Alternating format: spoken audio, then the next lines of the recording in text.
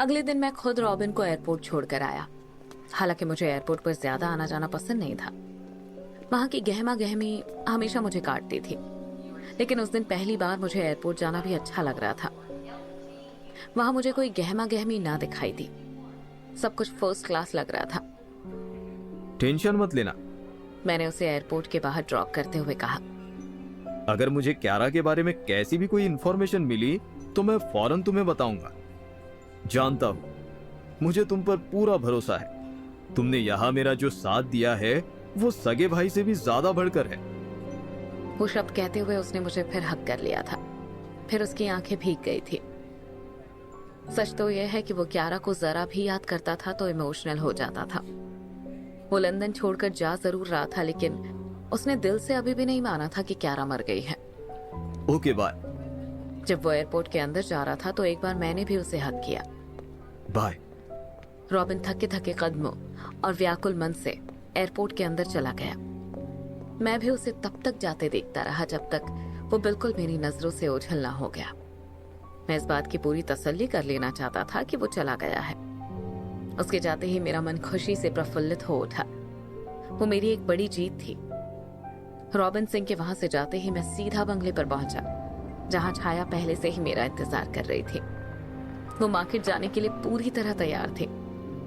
जब से रॉबिन ने लंदन में कदम रखा था तब से वो एक दिन भी बंगले से बाहर नहीं निकली थी। मेरे बंगले में पहुंचते ही सबसे पहले छाया ने जोर से चिल्लाकर अपनी खुशी का इजहार किया और वो कसकर मुझसे लिपट गई। अब कहीं कोई प्रॉब्लम नहीं। छाया की आवाज में खुशी कूट कूट कर भरी थी।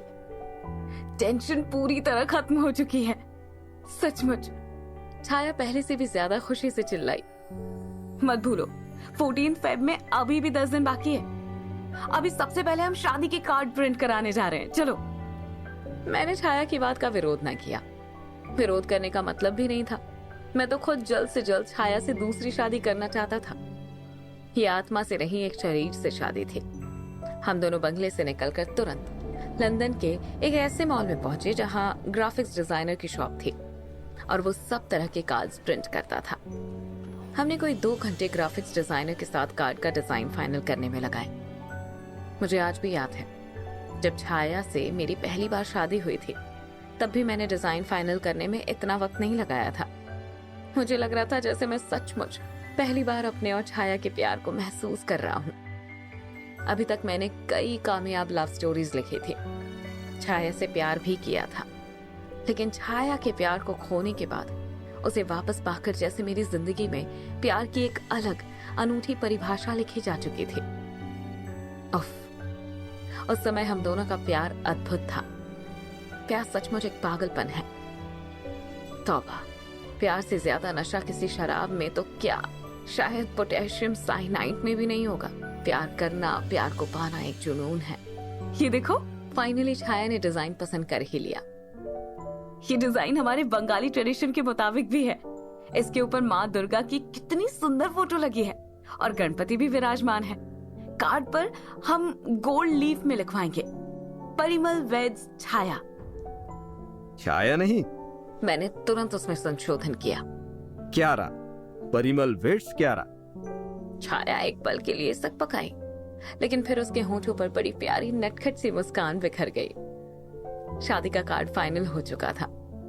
हमने फॉन्ट की स्टाइल और उसके कलर कॉम्बिनेशन में भी कुछ वक्त गुजारा तथा फिर ऑर्डर देकर शॉप से बाहर निकल आए। अगले दिन शाम तक शादी का कार्ड प्रिंट होकर हमारे हाथ में आ जाना था। व्हाट्सएप पर भी शादी का इनविटेशन भेजने के लिए उसने एक डिजाइन हमें देना था। हम अब वापस मॉल में थे, बेहद खुश थे। अब बस गेस्ट की एक लिस्ट बनानी है। छाया बड़ी गर्मजोशी के साथ ही बोली। टेंशन न लो, मैंने कहा। नामों की एक लिस्ट मेरे माइंड में है, उसे बस फाइनल टच देना है। वैसे भी इस लंदन शहर में कोई हमारे बहुत ज्यादा परिचित तो है नहीं। ये बात भी ठीक है। छाया ने भी मेरी बात के प्रति सहमति दर्शाई। क्या हम कोलकाता में भी अपने रिलेटिव्स को अपनी शादी की इन्फॉर्मेशन देंगे? नहीं, मैंने तुरंत मना किया।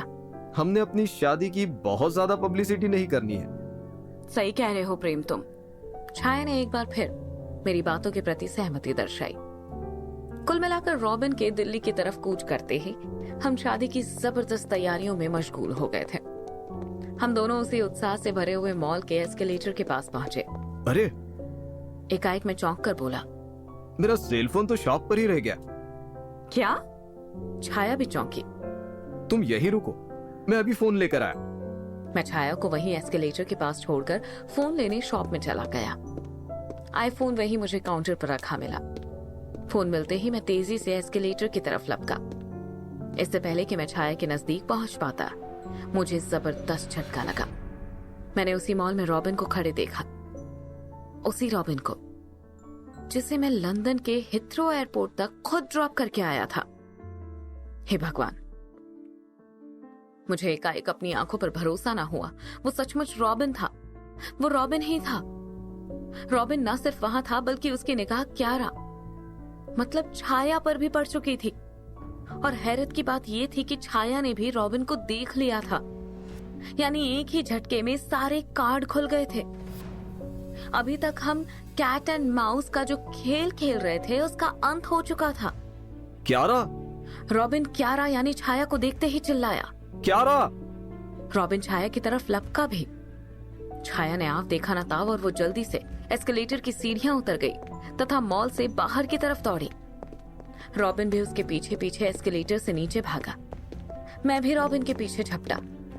इससे पहले कि रॉबिन छाया तक पहुंचने में कामयाब हो पाता, मैंने खुद आगे बढ़कर उसे पकड़ लिया। अरे रॉबिन, तुम? मैंने जबरदस्त हैरानी का परिचय दिया। तुम यहाँ? तुम्हें तो इस वक्त दिल्ली जाने वाली फ्लाइट में होना चाहिए था। रॉबिन ने मुझे जोर से धक्का दिया और बिना कुछ बोले उसी तरफ भागा जिधर छाया गई थी। लेकिन इन चंद सेकंड्स में ही छाया गायब हो गई थी। मैं फिर भागकर रॉबिन के पास पहुंचा। रॉबिन! मैं चिल्लाया। रॉबिन! रॉबिन अब सड़क पर पागलों की तरह खड़ा हुआ इधर उधर छाया को देख रहा था। क्या हुआ? मैं रॉबिन के पास पहुंचकर बोला, ब्रदर! रॉबिन पूरे जोश में बोला, ईश्वर मेरे साथ है। जानते हो, दिल्ली का मौसम खराब होने की वजह से मेरी फ्लाइट कल सुबह तक के लिए कैंसिल हो गई है। इसलिए मैं इस मॉल में कुछ सामान लेने आया था। मेरा होटल इसके बिल्कुल बराबर में ही है। और अभी अभी मैंने खुद अपनी आंखों से क्यारा को देखा। क्यारा जिंदा है मिस्टर परिमल।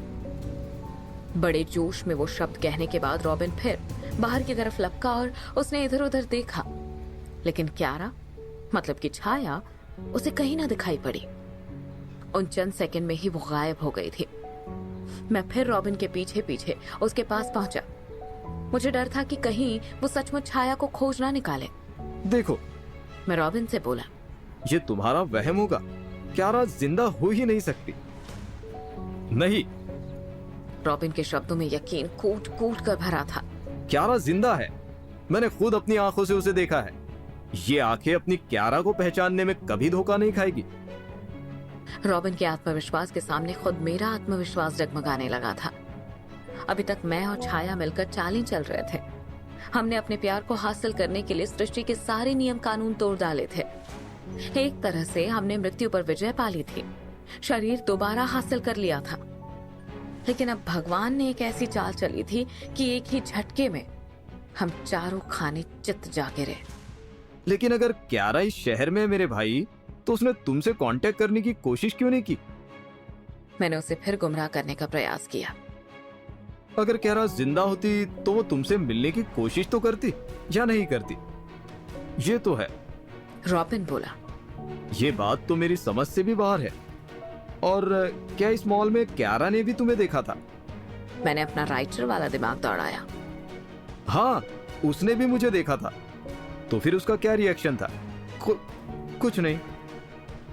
रॉबिन अब थोड़ा सकपकाकर बोला, उसने मुझे देखकर भी अनदेखा किया और एक्सीलेटर से उतरकर भाग खड़ी हुई। तब तो मैं शर्त लगा कर कह सकता, मैंने पूरे जोश में कहा, कि वो तुम्हारी क्यारा नहीं हो सकती, किसी हालत में नहीं हो सकती। अगर वो तुम्हारी क्यारा होती तो तुम्हें देखकर तो वो पागलों की तरह तुमसे आकर चिपट जाती। वो खुशी से चीख पड़ती। मैं कुछ गलत कह रहा हूं? नहीं, बात तो तुम्हारी ठीक है।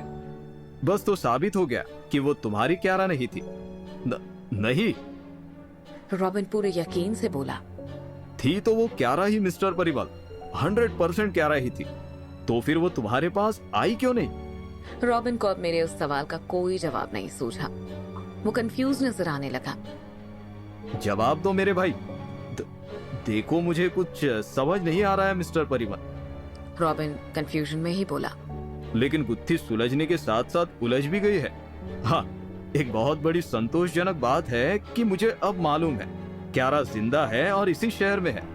अब बस एक बार क्यारा तक पहुंचना बाकी है, उसके बाद सारे सवालों के जवाब अपने आप मिल जाएंगे। लेकिन कल सुबह ही तो तुम्हारी फ्लाइट है मिस्टर परिमल।